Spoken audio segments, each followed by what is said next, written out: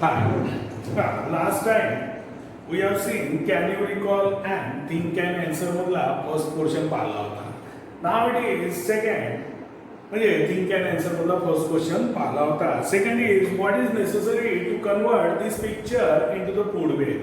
जे पिक्चर दिलेला आहे बाजूला त्याला आपल्याला फूड वेब मध्ये कन्वर्ट करायचं आहे तर व्हॉट इज नेसेसरी असं विचारलेलं आहे अँड व्हाय. तर आपले पुढचे नाही ग्रासला ग्रास वापर घे आणि ग्रास वापरला फ्रॉक काही फ्रॉकला स्नेक काही स्नेकला मग डिकम्पोजर्स. ओके स्नेकला ईगल खाईल आणि ईगल मग डायरेक्टली त्याच्यावर कोणी फीड होत नाही त्याला डिकम्पोजर खातील. आणि आपली जी फूड चेन आहे मी अंडरलाईनने दाखवलेलं आहे आणि ब्रॉड याच्यात सुद्धा दाखवलेले आहे. तर ही फूड चेन आहे आपल्याला हिला कन्वर्ट करायचं आहे फूड वेब मध्ये. हिला कन्वर्ट कशात करायचं आहे food web.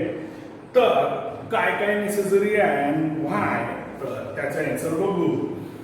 For converting the about food chain जी आपली फूड चेन दिलेली आहे it is grass to grasshopper frog snake eagle and decomposers बाजूला दिलेली. For converting the above food chain into the food web, more animals that may be present in the terrestrial ecosystem need to be added. मग terrestrial ecosystem चे आणखी बरेचसे animal add करावे लागेल की जेणेकरून हे अशा प्रकारचं फूड वेब बनेल. तर बघा पहिले फॉर एक्झाम्पल काय काय ऍड करावं लागेल. It is blue bird. Then it is a rabbit. Okay, there is rabbit. Then we have to add the rat, then deer, okay, and tiger. etc. आणि मग जेव्हा हे जर ॲनिमल ऍड केले आपण blue bird, rat, deer, rabbit, tiger, hawk तर हे पूर्णचे पूर्ण फूड वेब मध्ये कन्वर्ट होईल. तर बघू आपण step by step. It is necessary to include these animals because food web is an intricate network. हे का बरं ऍड आहे तर फूड वेब जे असते ते इंट्रिकेट नेटवर्क असते असं अन्न साखळीचं जाळं असते. ओके तर म्हणून आपल्याला हे ॲनिमल ऍड करावं लागेल. तर रिझन काय फूड वेबची डेफिनेशनच आहे intricate network. So it is necessary to include these animals because food web is an intricate network of food chains which have interconnected at various levels. Which are interconnected at various levels. आणि मग for instance if we include a rat. आता आपण rat जर add केला तर काय होईल. It would be a food source for snake as well as eagle. आणि मग हा जो rat आहे हा फूड सोर्स कोणाकोणाचा आहे तर स्नेकचा पण आहे आणि ईगलचा पण आहे असं दाखवलेलं आहे बरोबर. तर मग आता हा रॅट नंतर स्नेकने जर झाला तर ती पुढची ना आपली रॅट नंतर स्नेक होईल स्नेक नंतर ईगल होईल. पण कधी कधी ईगल काय करते डायरेक्टली सुद्धा खाते तर रॅट नंतर स्नेक येणारच नाही तर रॅट नंतर ईगल येईल. म्हणजे ज्या दोन वेगवेगळे चेन होईल की नाही. तर बघा ती चेन कशी होईल. It is grass. Okay it is rat snake and it is eagle and lastly decomposers. पण grass rat and it is directly eagle. तर ह्या दोन वेगवेगळे फूड चेन झालेले आहे आणि ते इथे एकमेकांचे अशा मिक्स केलेले असतात इंटरवेन. तेव्हा आज याला आपण अन्न साखळी असं म्हणतो. तर म्हणून if we include the rat it would be a food source for snake as well as eagle. Similarly if we include a blue bird, so here is blue bird, if we include then it would feed on grasshopper. आता blue bird grasshopper वर feed होईल आणि सर्वात महत्वाचं blue bird is eaten by hawk आणि याला hawk सुद्धा खाते. म्हणजे आता ग्रास हॉपर ला ब्लू बर्ड खाईल पण ब्लू बर्डला हॉक खाईल. तर आपली जुनीवाली पहिली ग्रासला ग्रास मग ग्रास ऑपर नंतर फ्रॉग होतात. आता इथं काय होईल, ग्रास ऑपर, ब्ल्यूबर्ड अँड हॉक ही दुसरी चेन असेल. आणि अशा खूप साऱ्या फूड चेन एकमेकांना मिसळलेल्या असतात, त्यालाच फूड वेब असं म्हणतात. म्हणजेच सरळ जर समजा आपण ब्ल्यूबर्ड इन्क्लूड केला, it would feed on grass ऑफरला हा खाईल ब्ल्यूबर्ड, आणि ब्ल्यूबर्डला कोण खाईल तर हॉक खाईल. आणि अशा प्रकारे चेन बनवलेली असेल. Thus the food chain gets interconnected at various levels. आणि म्हणूनच मग या ग्रास ऑफरपासूनच एवढे सारे बायफर्केशन केलेले आहेत ते वेगवेगळ्या लेवलवर interconnected at various levels, forming intricate web instead of linear chain. This is the linear chain. अशी linear chain न राहता अशा प्रकारचं intricate web झालेलं असेल तर त्याला food web असं म्हणायचं. So into the food web and instead of linear chain. आणि याच्यापासून मग अशी जर ॲनिमल ॲड केली तर food web तयार होईल. लिनियर चेन मला फूड चेनच्या जागी काय झालेलं असेल असं झाड तयार झालेलं असेल. Okay, thus the food chain gets interconnected at various levels, forming an intricate web instead of linear chain. Therefore, in order to convert the picture which is given on the page number 36, figure number 4.1, okay, so into the food web we need to add more animals. याच्यामध्ये आपल्याला जी आपली पहिली chain होती त्याच्यात animals add करावं लागेल आणि आपण ॲड केलेले आहे. On adding these animals, the given food chain takes the form of food web and they are, it may look like as following. आणि ती आपण काढली त्याप्रमाणे अशा प्रकारची दिसेल. आणि मग फूड चेन लिनियर असते, एकच असते, एकाच टाईपचे. पण इथूनच काय होते, ग्रासला एवढं जण खातात आणि मग या रॅटपासून वेगवेगळे बायफर्केशन, रॅटला स्नेक पण खाईल, ईगल पण खाईल, आणि तिथूनच ती चेन बदललेली असेल. सेम केस, ग्रास ऑफरला ब्ल्यूबर्ड पण खाईल आणि फ्रॉग पण खाईल, आणि मग तिथून सुद्धा त्या चेन बदललेल्या असेल. आणि अशा ज्या एकमेकात मिक्स झालेल्या फूड चेन असतात तेच म्हणजे आपलं फूड वेब असते. I hope you understood this. Now ecosystem a review. आणि मग वर आपण रिव्ह्यूज घेतला तर बघा तिथं कसं सांगितलेलं आहे, तर इकोसिस्टीम इज फॉर्म्ड बाय, आणि तसं म्हटलेलं आहे, पण ब्रॉडर नुसार, ब्रॉडर अँगल जर पाहिलं तर ecosystem is a definite geographical area formed by biotic and abiotic factors and their interactions with each other. असं आपल्याला म्हणता येईल. Okay, then each factor plays important role in the ecosystem. आणि इकोसिस्टीमचा प्रत्येक फॅक्टर महत्वाचा आहे आणि प्रत्येकाचा वेगवेगळ्या लेवलवर स्वतःचं काम आहे. म्हणजे इकोसिस्टीम मध्ये असं बिना कामाचं कोणीच नाही आहे. So each factor plays very important role in the ecosystem. Producer like plants are important. Plants नसेल तर आपलं अस्तित्वच नाही. आणि जर समजा आणखी हनीबीज नसेल तरी पण प्लांट्स नष्ट होतील. कारण हनीबीज नसल्यामुळे तर पॉलिनेशन होणार नाही, आणि पॉलिनेशन झालं नाही तर मग फूडचे पार्ट्स वगैरे आपल्याला काही फूड म्हणतो प्लांट्सचे पार्ट्स वगैरे काही मिळणार नाही. आणि in absence of our main food we will dye.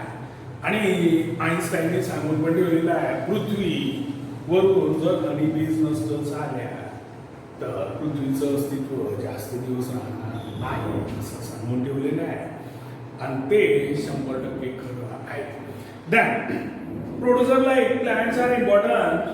Herbivores like deer, goats, sheep, cattle म्हणजे गुरढोरं, horses, camels, etc. All these are feeding upon producers are also important. आणि मग हे छोटे छोटे क्वेश्चन सुद्धा विचारू शकते. नेम फॉर हार्बिवरस ॲनिमल्स तर लक्षात आले पाहिजे, म्हणून लक्षात ठेवायचे. Herbivores like it is deer, goats, sheep, cattle, horses, camels, etc. All these are feeding upon producers are also important. These are also important. Then predators like lion and tiger, which prevent the overpopulation of herbivores, are also equally important. तर predators म्हणजे शिकार करणारे, okay, भक्ष्य, तर हे सुद्धा महत्वाचे आहे. कारण नाही तर मग हार्बिवरसचं पॉप्युलेशन ओव्हर पॉप्युलेशन झालं असतं आणि म्हणून यांना सुद्धा महत्व आहे. कोणाला? It is predators. Okay, lion, tiger, they are having the importance because they are controlling the over population of the herbivores. So these are also important. म्हणजे प्रत्येक जण महत्वाचा आहे. Then a question may arise in our mind that whether the caterpillars found in nature, organism present in filthy places, घाणेरड्या places वर जिथे offensive Oder येते अशा ठिकाणी जे राहतात ते अशी असणारे, it is organism present in filthy places, termites जे आपल्या लाकडाच्या याला उधळी वगैरे लागते, termites. Okay, then insects present in a dung, शेणामध्ये असणारे insect, etc. Are really useful. तर हे खरंच युजफुल आहे का? कॅटरपिलर्स आलं किंवा organisms living in a filthy places, then it is termites, insects which are present in a dung. dung म्हणजे शेण, शेणामध्ये असणारे are also important, are really useful. तर हे सुद्धा युजफुल आहे कारण हे आपली जी काही आहे तर सफाई करण्याचं काम करतात आणि मग त्याच्याचमुळे आपण जो ऑफेन्सिव्ह ओडर पासून सुटकारा होतो की त्याचं काही दिवसात डिकम्पोजिशन होतात. तर however those organisms are also important though they are dirty. जरी घाणेरडे असले तरी पण ते इम्पॉर्टंट आहे. The reason they are responsible for cleaning the environment.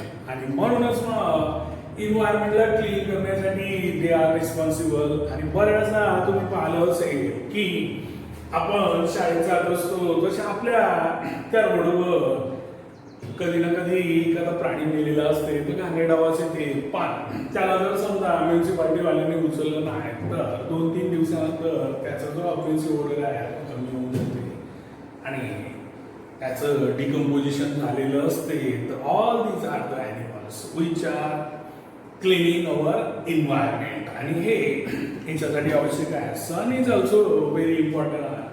माहीतच आहे पावसाळ्याच्या दिवसातले की आपले कपडे जर वाळले नाही तर त्याचा खूप घाणेरडा वास येते. पण लगेच सन निघाल्याबरोबर सनमध्ये ठेवलं तर लगेच हे सगळेच्या सगळे फॅक्टर्स महत्वाचे आहे. पण सन आपल्या याच्यात नाही येत, आपण गृहीत नाही धरत. पण हे जे डर्टी प्लेसेसवर राहणारे dirty animals, these are also important. Then they are responsible for cleaning the environment. It means that our existence is due to these factors around us. आणि त्याच्यावरूनच की जे काही आपलं एक्झिस्टन्स आहे, आपलं अस्तित्व आहे, it is because of this factors which are available around us, and that's why we are existing here. So they are everyone having the equal importance.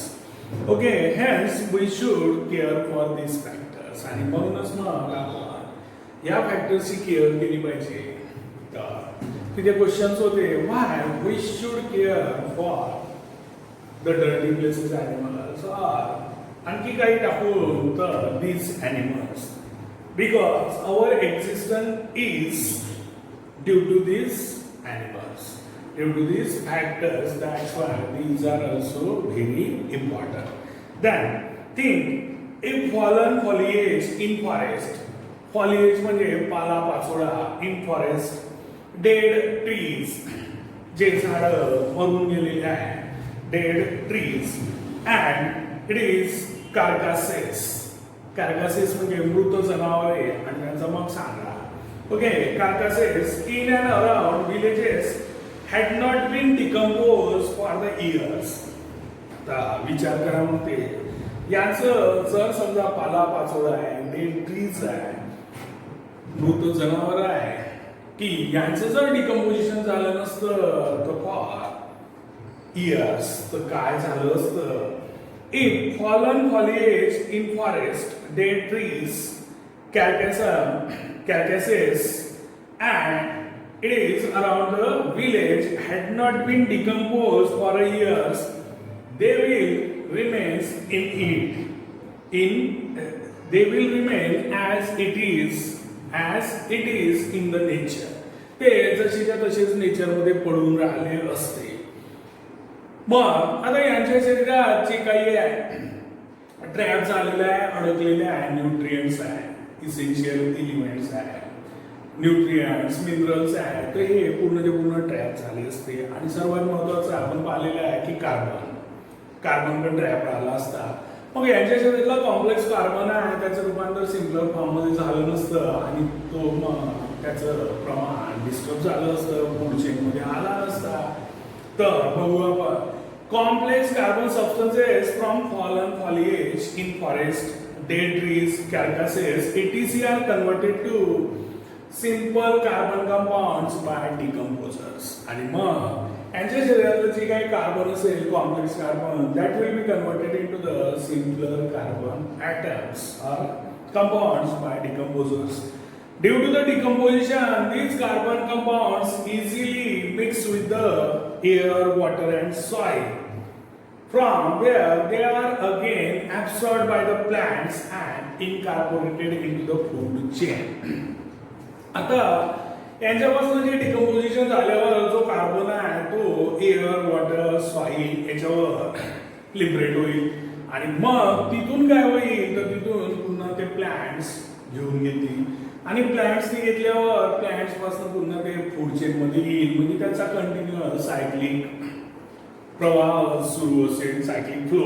Okay, कशाचा? कार्बनचा. ओके, पण हे कधी डिकम्पोजिशन झालं तर, आणि जर समजा हे जर नसते, हे जर तशीच्या तसे पडून राहिले असते तर we are not able to get the carbon. आणि मग कारण प्लांट्सला मिळालं नाही तर आपल्याला कुठून मिळालं असतं आणि मग त्यानुसार मग रिस्पेक्टिव्ह त्याचे आपल्याला वेगवेगळे इफेक्ट सुद्धा पाहायला मिळाले असते. And if these materials are not decompose by decomposers, recycling of various compounds from biotic to abiotic components cannot be possible or won't be possible. की जो बायोटिक आहे, बायोटिक मध्ये अबायोटिक कंपोनंट्स अडकलेले आहे. बायोटिक म्हणजे आता एनिमल्स, डेड एनिमल्स आहेत, त्याच्या शरीरात अबायोटिक कंपोनंट्स आहेत like carbons and minerals. Okay, so याचं रिसायकलिंग झालंच नसतं कारण ते तिथेच पडून राहत होते, डिकम्पोजर नसते तर. आणि म्हणून हे सुद्धा खूप महत्वाचे आहे आणि ह्याच्यावर सुद्धा असा आपल्याला विचार पण करायला पाहिजे. And then discuss again, we have to discuss जीवोस्य जीवनम. जीवोस्य जीवनम संस्कृत बऱ्याच जणांचं असते, सगळ्यांना समजलं असेल. तर एक ॲनिमल दुसऱ्याचं फूड असते असा त्याचा अर्थ होत असेल असं मला वाटते. आपल्याला संस्कृत काही येत नाही. तर जीवोस्य जीवनम means one living being is a food for another. एक लिव्हिंग बीइंग हा दुसऱ्या लिव्हिंग बीइंगचं फूड आहे. आणि बऱ्याचदा आपल्याला चित्रपटामध्ये अगर घोडा अगर घास से दोस्ती कर लेगा तो खाएगा क्या, म्हणजेच काय होते, एक लिव्हिंग बीइंग्स हे दुसऱ्याचं फूड आहे आणि म्हणून जीवोस्य जीवनम. That is means one living being is food for another. Considering an ecosystem, the primary consumers feeds on the producers. Primary consumers म्हणजे herbivores. These are feeds on the producers, and the secondary consumers feeds on the primary consumers. आणि मग secondary consumers, these are feeds on the primary consumers, and so on and so forth. आणि मग पुढे त्याचनुसार secondary आणि प्रायमरीला मग apex consumer, tertiary consumer काही. If a single component of this food chain is disturb, एक जरी कंपोनंट याच्यामधला डिस्टर्ब जर झाला, if a single component of this chain is disturbs, the entire food chain is affected. Entire food chain is affected. आणि म्हणून मग सगळेच जण बरोबर या याच्यामध्ये अवेलेबल पाहिजे. आणि आपण मागच्या वर्षी शिकलेलं आहे पिरॅमिडचा शेप असते इकोसिस्टम. आणि मग आपण पाहिलेला एनर्जी पिरॅमिड. तर वरच्या लेवलला ॲनिमल सुद्धा कमीच असतात. रिझन एनर्जी 10% जाते नेक्स्ट लेवलला तो जे घेते त्याच्यापेक्षा, आणि 90% लास्ट किंवा त्याच्यामधले काही भाग युटिलाइज होते, काही लॉस्ट होते त्या ॲनिमलसाठी. पण याचा जो नंबर आहे वरवर गेल्यावर कमी असते आणि रिझन पण तशीच आहे. बरोबर सगळ्यांना सगळं मिळत गेलं पाहिजे म्हणून. आणि जर समजा आपण म्हटलं की अपेक्स कंझ्युमर जर नसेल तर मग हार्बिव्हरस खूप सारं पॉप्युलेशन वाढलं असतं आणि म्हणूनच त्याच्यानुसार ते असतात. Therefore, it can be said that one living being is food for another, that is, जीवोस्य जीवन. आणि मग खाऊवर खाणे तो अशा प्रकारे म्हणावं लागेल. आणि सरळ सरळ ज्यांना जमते त्यांनी एन्जॉय करायचं फूड. दॅट इट इज जीवोस्य जीवनम. आणि मग can you recall it is what are the different trophic levels in a food chain. What are the different trophic levels in the food chain? आता सरळ सरळ producers, primary consumer, secondary consumer, apex or, top consumers, omnivores. These are the different trophic levels in the food chain. आणि ह्या वेगवेगळ्या trophic levels असतात in a food chain. Okay? So producer is there, food chain मतलब trophic level विचारले. It is producer is there, primary consumer is there, secondary consumer, tertiary पण असू शकते, apex consumer or top consumers, then decomposers, omnivorous and decomposers. So these are the different trophic levels. Different trophic levels in a food chains are producers, first trophic level त्याला म्हणता येईल primary consumer, second trophic level, secondary consumer, third trophic level, tertiary consumer, fourth trophic level and etc. असं पण आपल्याला त्याला म्हणता येईल. आणि मग त्या प्रत्येक लेवल असं पण दिलेलं असते. याला बरोबर लक्षात ठेवा. What is energy pyramid? What is energy pyramid? An energy pyramid graphically represents the flow of energy at each trophic levels in an ecosystem. आणि मग आपण असं पाहिलं होतं की अशा प्रकारचं असते. आणि मग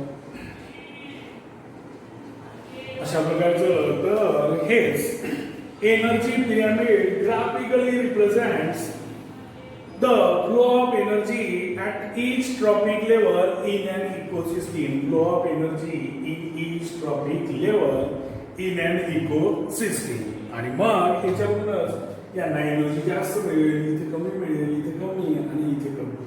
आणि म्हणूनच मग जे काही असतात तर सर्वात जास्त नंबर कोणाचा आहे तो प्रोड्युसर्सचा आहे. आणि अपेक्स कार्निव्हरस याचा नंबरच कमी असते. तर रिझन एनर्जीचा फ्लो आहे आणि तिथपर्यंत मग न्यूट्रिएंट सुद्धा त्याच प्रमाणात पोहोचतात. आणि म्हणून याला आपण पिरॅमिडच्या शेपनी रिप्रेझेंट करतो. The sequence of flow of energy from bottom to top in an energy pyramid occurs in the following manner.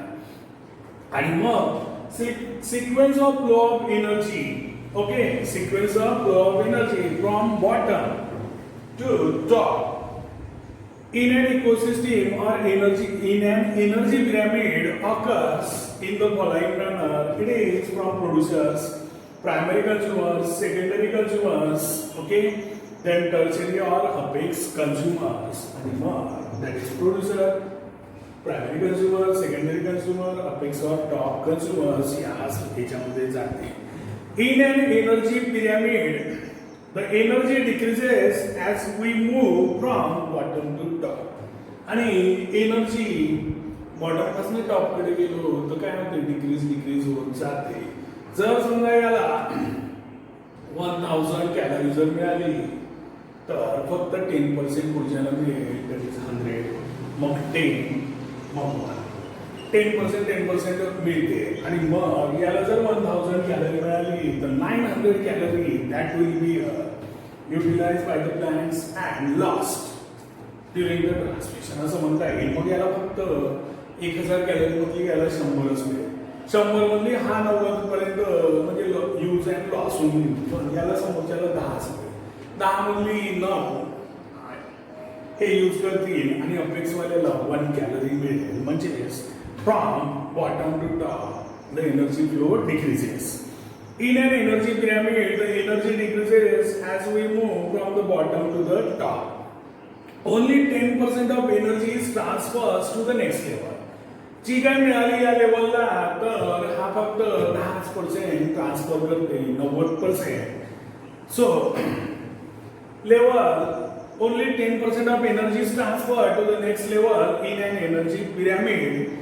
The remaining 90% is lost in the form of heat आणि मग त्याला in the form of heat मध्ये loss केलं जाते आणि त्याच्या life span मध्ये utilise केल्या जाते. लाईफ स्पॅन म्हणण्यापेक्षा त्याच्या डेली ऍक्टिव्हिटीसाठी तेवढी एनर्जी युटिलाइज केल्या जाते. अशा प्रकारचं एनर्जी पिरॅमिड असते जिच्यामध्ये आणि त्याच्यानुसार त्यांचं पॉप्युलेशन सुद्धा असते. थोडंसं सर्वात जास्त असेल, हार्बीवरच त्याच्यापेक्षा कमी असेल, कार्बनवरच आणखी कमी असेल आणि अपेक्स कार्बनवरच त्याहीपेक्षा आणखी कमी असेल. अशा प्रकारे हे असते.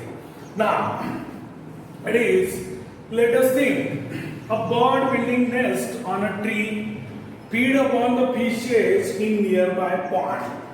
Whether this bird is a part of both, that is tree as well as pond ecosystem. Let us think the बघा a bird building a nest on a tree. एका पक्षाने झाडावर घरटं बांधलेलं आहे. Okay, on a tree feeds upon the fishes in nearby ponds. त्याच्या बाजूला ponds आहे. त्या पॉइंट्स मध्ये फिशेस आहे त्याच्यावर तो बर्ड फीड्स करते, राहते झाडावर घरटं बांधून. अन्न कुठून येते तर पॉइंट्स मधल्या फिशेस पासून. Okay, whether this bird is a part of both. तर हा बर्ड हा दोन्ही इकोसिस्टीमचा पार्ट आहे का? एक ट्रीवरची इकोसिस्टीम, दुसरी पॉइंटवरची इकोसिस्टीम. तर याच्यावर आपल्याला बघायचं आहे. तर आन्सर नॅचरली काय असेल? यस असेल. कारण आपण फूड चेन मध्ये फिशला बर्ड्स खातात हे सुरुवातीच्या लेक्चर मध्ये पाहिलं होतं. तर yes, the bird becomes the part of a both tree and pond ecosystem. The bird becomes the part of the tree and ecosystem. तर हा दोन्हीचा पण पार्ट आहे बर्ड. ओके, तर it is a part of the both that is tree and pond ecosystem. The bird building a nest on a tree feeds on the fishes etc. Feeds on the fruits etc. on the tree. आता तो नुसतंच घरटं नाही बांधलं तर ट्रीवर जर fruits आले तर ते पण खाईल. त्याला पण आपल्यासारखं असेल व्हेरायटी पाहिजे. So the bird building a nest on a tree feeds on the fruits etc. on the tree, whereas it is also feeds upon the fishes in the nearby pond. So it is also feeding on the nearby ponds and म्हणजे fishes in the nearby ponds. आणि तो झाडावरचे फळं पण खाईल आणि बाजूच्या डबक्यामध्ये fishes असेल तर ते पण खाईल. The role of bird in tree as well as pond ecosystem can be explained by the following food chain. आणि मग आता आपण बघू ट्री. तर याला पण आपण टेरेस्ट्रियल इकोसिस्टीम म्हणू शकतो. So tree ecosystem. ओके, आता ट्रीवरची काय तर सरळ सरळ आहे ट्री, बर्ड आणि मग हॉक. ओके, ही झाली एक food chain. This is producer. Okay, this is primary consumer and it is secondary consumer आणि यालाच आपण अपेक्स कंझ्युमर असं सुद्धा म्हणतो, कारण इथं खूप छोटी फूड चेन आहे. झाडावर बर्ड फीड होऊन राहिला फ्रुट्सवर, ओके, आणि मग या बर्ड्सला हा बहिरी ससाना त्यांनी खाऊन घेतलं. अशा प्रकारची छोटीशी फूड चेन ट्री इकोसिस्टीमचा पार्ट आहे. पॉन्ड इकोसिस्टीम मध्ये काय असेल, that is algae, that is producers, आणि सगळ्यांना माहित आहे blue green algae, okay. So this is the producer. So it is eaten by small fishes.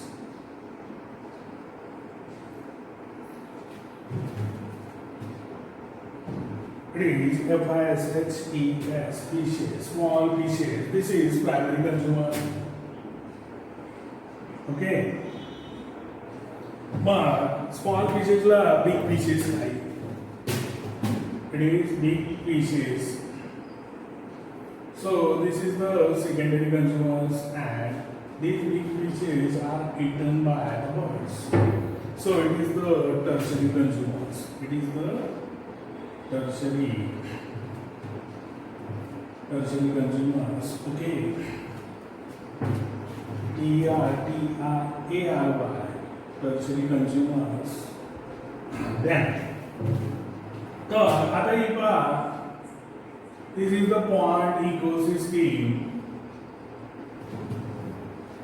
आता ट्रीची इकोसिस्टीम, ट्रीवर सरळ सरळ साधं ट्री प्रोड्युसरचा आहे, बर्ड प्रायमरी कंझ्युमर्स आहे, फ्रुट्स वगैरे खाऊन राहिला, आणि बर्ड्सला हॉक निघालं, सो सेकंड कंझ्युमर. हे फूड चेन झाली. इथे पण बर्ड पार्ट आला. नाव इज पॉन्ड इकोसिस्टीम मध्ये काय होईल, algae. These are the producers. These algae are eaten by the small fishes. So primary consumers are the small fishes. These small fishes are eaten by the big fishes. So these are the secondary consumers. And these big fishes are eaten by the birds. These are the tertiary consumers. So this is the pond ecosystem's food chain. Pond ecosystem मधली food chain आणि tree ecosystem ची आणि these birds is a part of both ecosystem, आणि याच्यावरूनच हे एवढं आपल्या लक्षात येते. So it is all over from the today's lecture. So we will see the complete the chart in our next lecture. Bye.